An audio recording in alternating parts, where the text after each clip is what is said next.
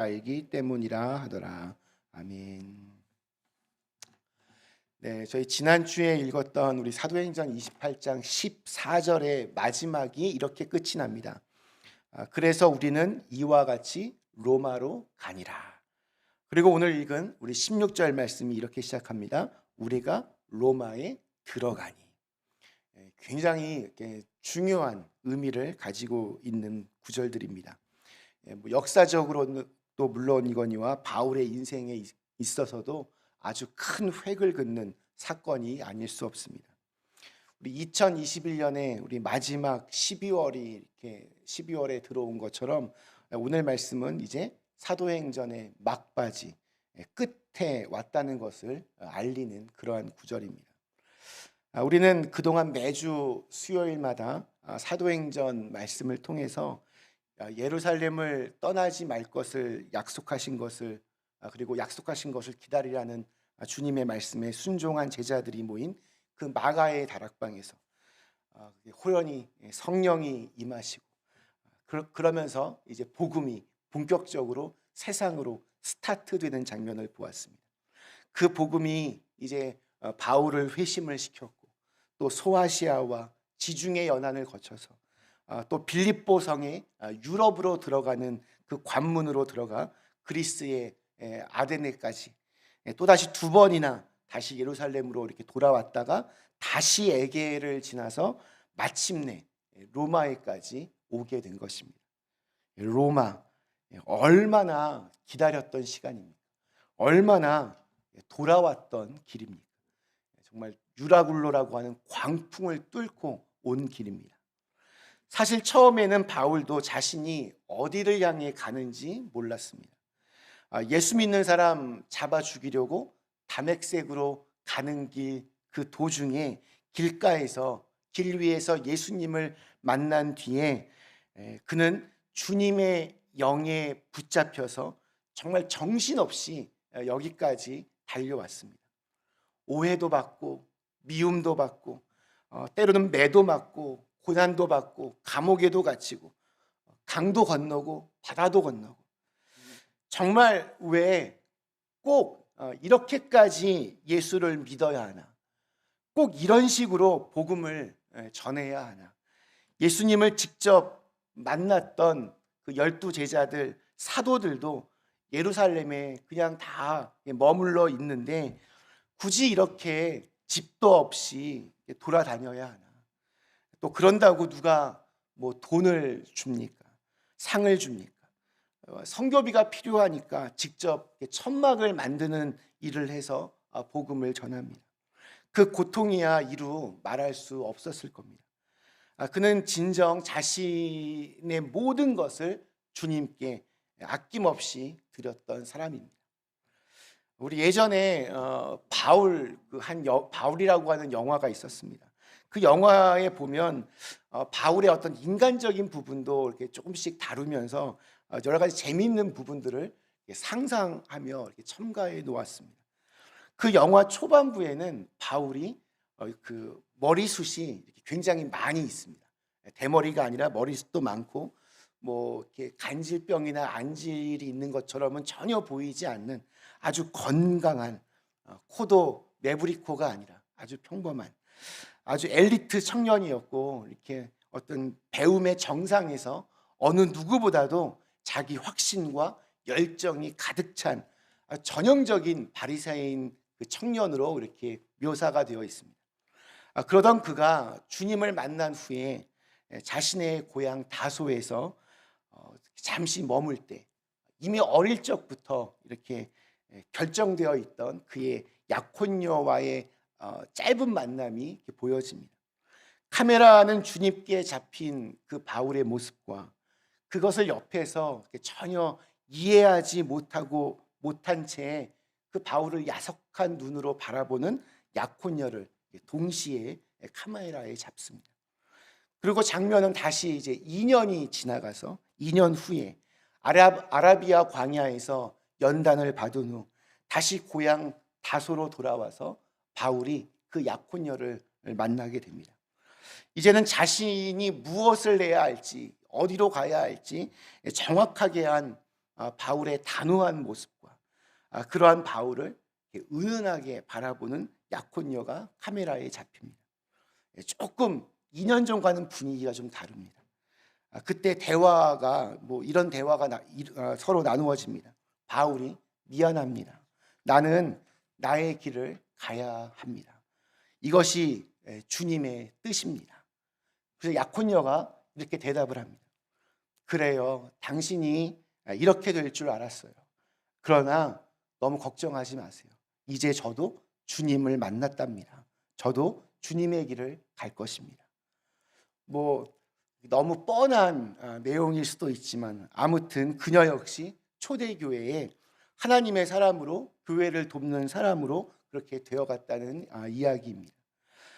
바울을 이렇게 아주 인간적으로 또 여러 가지 다양한 부분을 첨가하여서 상상력을 동원해서 나누어진 부분도 있지만 아마 바울이 분명히 이러한 어떤 인간적인 만남과 이별과 헤어짐의 그런 아픈 부분들을 마음에 분명히 가지고 있었을 거라고 저는 생각합니다. 이 모든 것을 이제 드디어 마지막 정착지인 바울의 마지막 목적지인 로마에 와서 이것들이 다 마무리가 됩니다.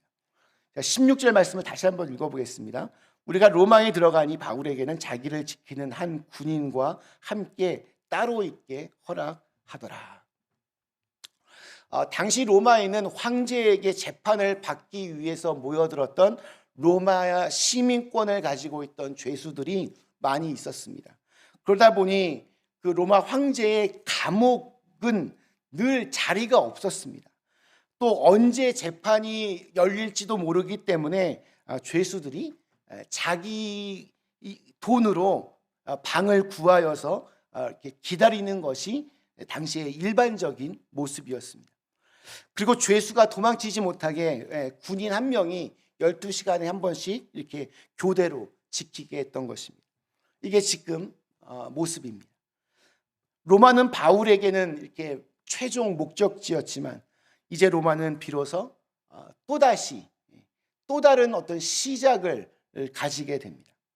사도행전 속의 이 마지막 로마는 마치 그 누룩이 번지듯이 엄청난 속도로 번지게 될 복음의 파워와 이로 인한 카타콤 그 원형 경기장에서의 엄청난 그 고난의 예고편을 상상하게 만들어줍니다. 한 사람이 그저 그것도 이렇게 사슬에 묶여서 로마에 도착했는데 이것이 정말 실질적인 기독교의 태동이 되었습니다. 로마에 와서 바울이 가장 먼저 한 일은 로마에 살고 있던 유대인들을 만나서 복음을 전하는 일이었습니다. 우리 17절 말씀입니다.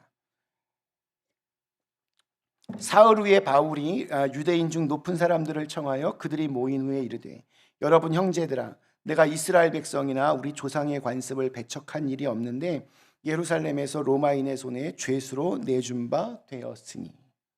로마에 도착한 바울은 자신이 그곳에 보내진 사명을 잊지 않았습니다.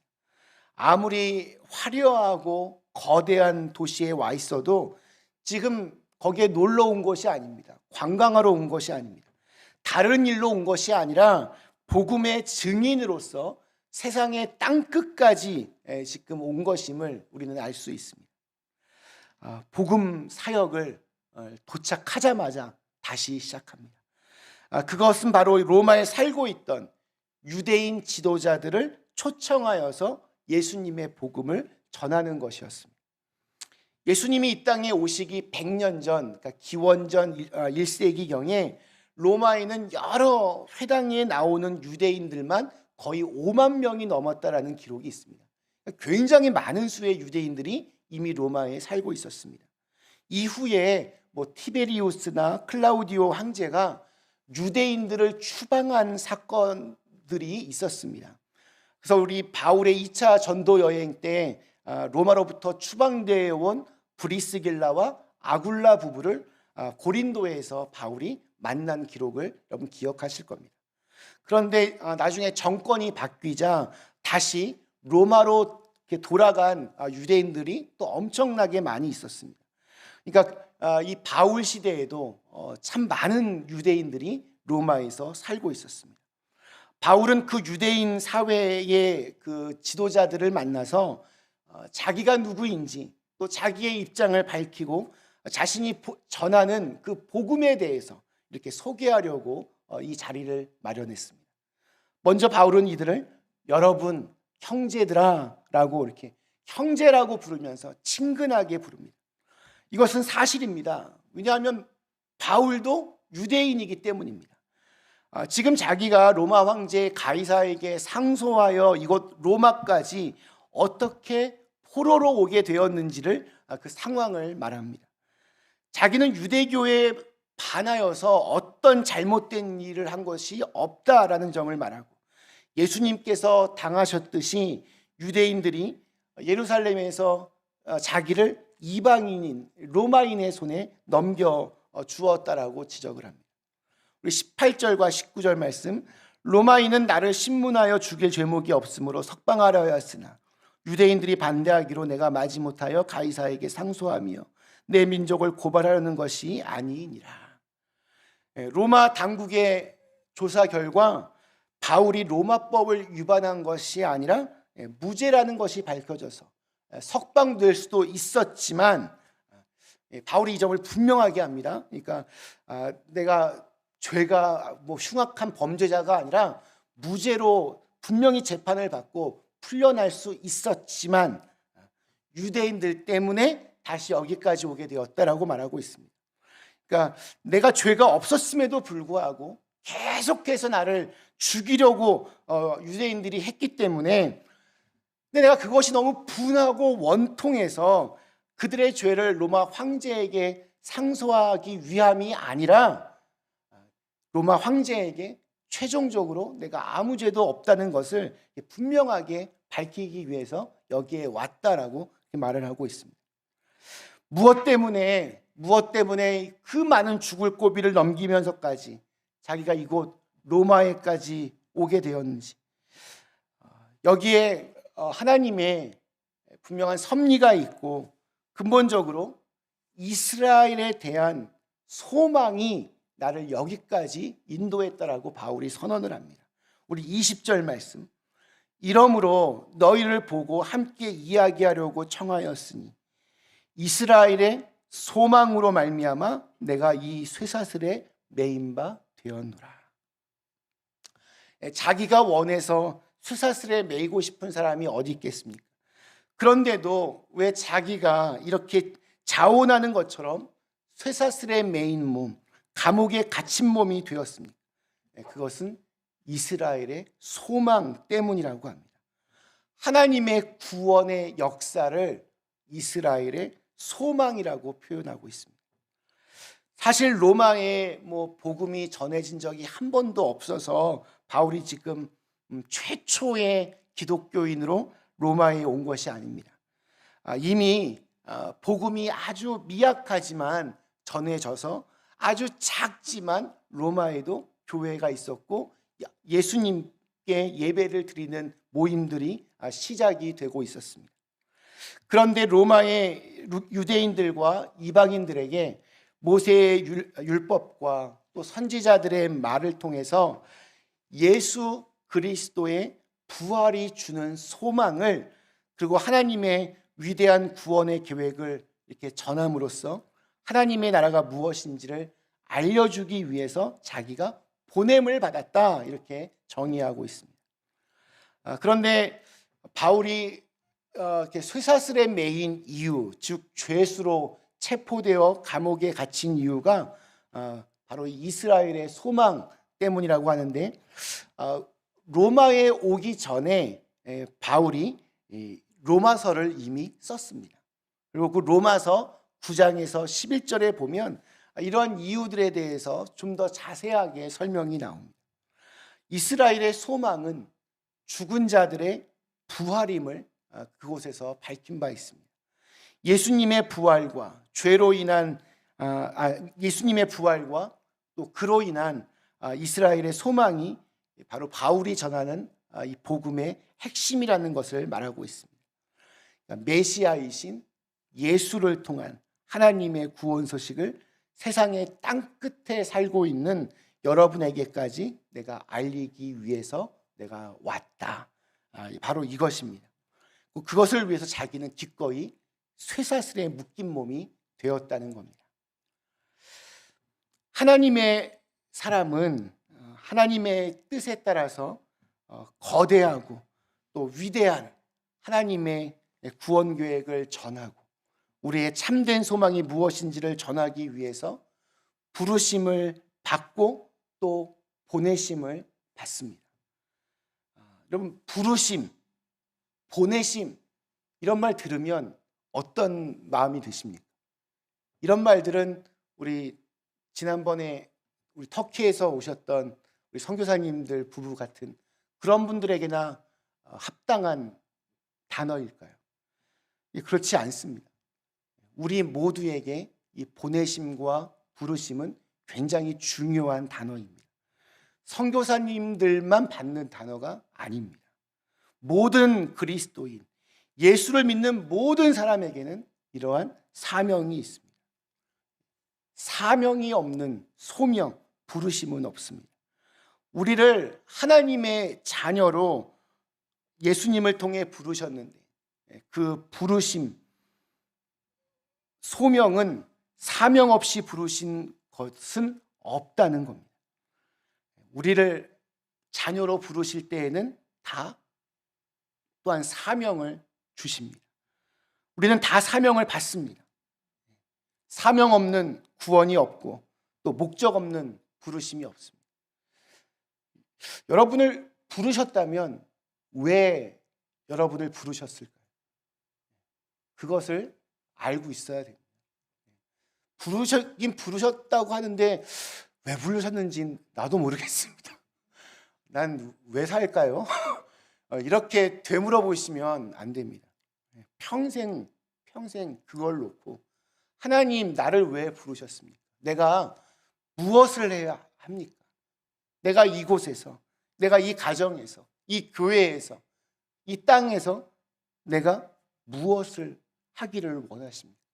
이것을 계속해서 묻고 또 물어야 됩니다. 그래서 하나가 딱 잡히면 그것을 위해 헌신하며 달려가는 것, 이것이 우리의 인생입니다. 우리 앞에는 좋은 일이 있을 수도 있고 나쁜 일이 있을 수도 있습니다. 근데 여러분, 이것이 좋다, 나쁘다 어떤 기준으로 판단하십니까? 옆에 있는 우리 형제 자매에게 좋은 일이나 나쁜 일이나 있다면 그 좋다, 나쁘다를 무슨 기준으로 판단하십니까? 우리 믿지 않는 사람들은 되게 간단하죠. 그것 때문에 돈이 들어왔냐, 돈이 나갔냐. 돈이 들어오면 좋은 일이고 나가면 나쁜 일입니다. 병이 걸렸으면 나쁜 일입니다. 복권 터지면 대박 터지는 겁니다. 좋은 일입니다. 그런데 하나님을 믿는 사람들이라면, 예수 믿는 사람들이라면 우리는 예수 믿는 사람의 눈으로서 이런 것들을 좀 바라봐야 되지 않을까 생각이 듭니다. 지금 세상에서 누가 봐도 야, 이거 너무 좋다 하는 것이 하나님의 눈으로 볼 때는 이게 아주 위험하고 나쁜 일이라는 것을 우리 성경을 통해 너무 많이 알고 있습니다.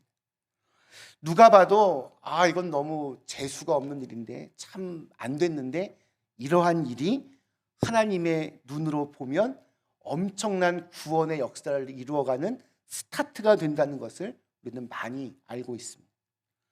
하나님께서 이것을 통해 무엇을 이루고자 하시는가를 찾게 될 때 우리는 제대로 눈이 열려진 사람으로 살아갈 수 있을 것입니다. 그래서 바울은 내가 지금 당신들 눈에 보기에 쇠사슬에 묶여 있지만 이게 나쁜 일이 아니다. 아주 단호하게 이야기합니다. 아주 좋은 일이라고 말합니다.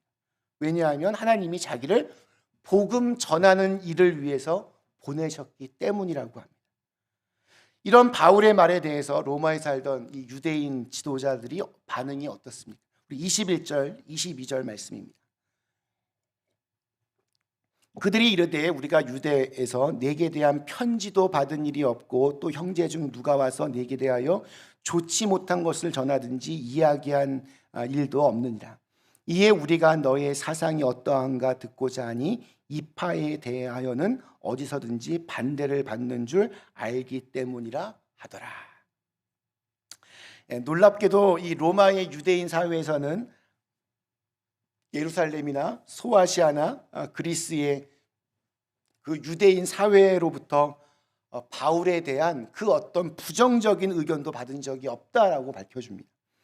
그리고 또 22절에서 약간의 힌트를 주는 것처럼 바울 그 일행이 전하는 기독교 복음에 대한 소문들도 우리가 조금은 들어서 알고 있다. 이렇게 말을 덧붙입니다. 아무리 유대인들의 입장에서 볼 때 땅끝인 이 먼 곳 로마에 살고 있지만 바울 일행이 예루살렘은 물론 소아시아와 또 그리스 유대 사회에 어디서든지 이렇게 반대를 받아왔다라는 것도 그들은 알고 있었습니다. 그렇다면 여러분, 바울이 자기들을 초청했을 때 굉장히 궁금했을 겁니다. 왜 바울을 저렇게들 많은 사람들이 싫어하고 미워했을까? 왜 그렇게 많은 유대인 커뮤니티가 바울을 배척했을까? 그런데도 그들은 어떤 편견을 가지지 않고 복음에 대해서, 바울이 전하는 복음에 대해서 직접 한번 들어보고 판단하자는 그런 열린 마음을 보여주고 있습니다. 다른 데 살고 있던 유대인들과는 조금 달랐습니다. 직접 들어보고 판단하겠다는 겁니다. 이것이 진짜인지 말씀을 이렇게 한번 진짜인지 한번 들어보고 그 다음에 결정하겠다라는 겁니다. 굉장히 귀한 마음입니다. 22절에서 보면 바울이 전하는 복음을 보면 이파, 한 파라고 그룹이라고 이렇게 부르는 것을 보면 대충 어느 정도 알고 있었던 것 같습니다. 바울이 전하는 복음을 유대의 한 어떤 종파가 아닌가 이렇게 여겨주는 어떤 관용의 마음이 있었습니다. 그리고 그 결과 비록 여기에 와 있는 100%의 모든 사람은 아니지만 우리 나중에 24절에 보면 믿는 사람들도 생기게 되었습니다. 이렇게 복음을 듣고 받아들이는 사람들이 나오게 된 것입니다. 참 오늘 말씀 요 마지막 부분이 참 귀하게 다가왔습니다. 지금 유대인 지도자들은 예수님을 믿는 사람들은 아닙니다. 그런데 바울이 전하는 복음을 들어보겠다 열린 마음, 관용적인 태도를 보여주고 있습니다. 이런 모습이 오늘 우리에게도 참 필요한 모습이 아닐까 생각합니다. 사실 누구보다도 우리가 이러한 태도를 보여야 하는 사람들입니다. 그러니까 나와는 좀 다른 사람들, 다른 생각을 가지고 있는 사람들, 나와 좀 다른 삶을 살아가고 있는 사람들에 대해서 이러한 좀 열려 있는 마음들이 우리에게 필요합니다. 우리 기독교인이라고 한다면, 예수 믿는 사람이라고 한다면, 그럼 할 수 있는 한 많은 사람들을 이렇게 품어낼 수 있는 그런 마음의 크기를 가지고 있어야 합니다. 어떤 이야기를 듣고 생각을 바꾸고 이런 것이 아니라 품을 수 있는 넓은 마음을 가질 수 있을 만큼 가져야 그만큼의 사람들을 주님의 품으로 되돌아오게 할 수 있는 것입니다. 사랑하는 그린빌 가족 여러분, 우리 여러분 인생이 무엇이라고 생각하십니까? 대답이 없으시죠? 우리 어떤 분이 인생이란 하나님의 뜻을 이루는 삶의 길이다 이렇게 정의하셨는데 참 의미 있습니다. 하나님의 뜻을 이루는 삶의 길, 그것이 인생이라고 합니다. 분명한 것은 우리 인생의 평가는 얼마나 오래 살았냐, 혹은 사는 동안 얼마나 많은 것들을 벌고 누리며 살았는가가 아닐 것입니다. 하나님의 뜻을 이루기 위해서 얼마나 신실하게 살아왔는가, 이것이 우리 인생의 가장 중요한 평가의 기준이 될 것입니다. 우리 바울은 부활한 주님을 만난 다음 하나님의 뜻을 이루어가는 것에 자신의 모든 것을 다 바쳤습니다. 하나님이 이 바울을 통해서 사도행전을 이 땅에 써내려 가셨습니다. 바라기는 우리의 삶 역시 하나님의 뜻을 이루어가는 그런 사도행전의 말씀을 계속해서 이어가는 삶이 되실 수 있기를 주님의 이름으로 간절히 축원합니다. 우리 주신 말씀 생각하시며 우리 잠시 함께 기도하시겠습니다.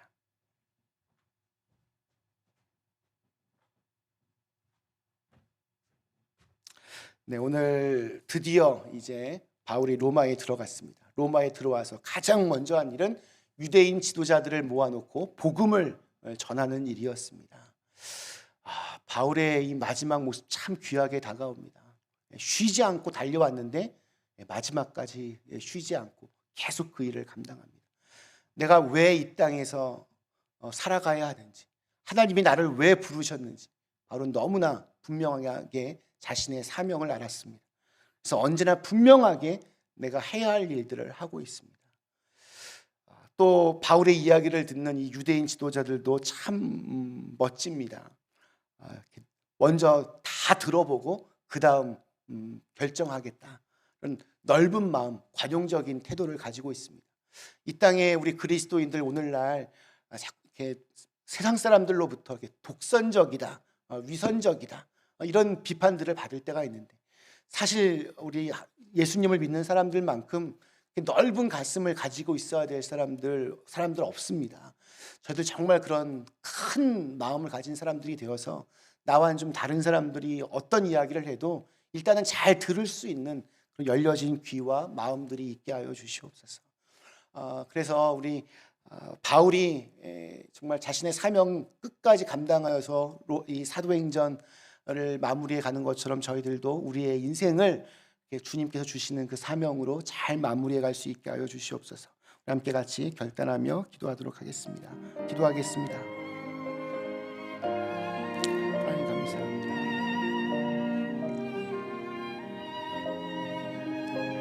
오늘 이렇게 함께 같이 이 시간 주님 말씀 통하여서 내 말씀을 듣는 바울처럼 저희들도 주님의 말씀을 저 가슴에 새기고 사명을 생각하고 왜 이곳에서 살아야 하는지, 왜 이 땅에 보내졌는지, 왜 내가 예수를 믿는지 그 자신의 물음에 대한 대답들을 분명히 할 수 있는 사람들 되게 하여 주시옵소서.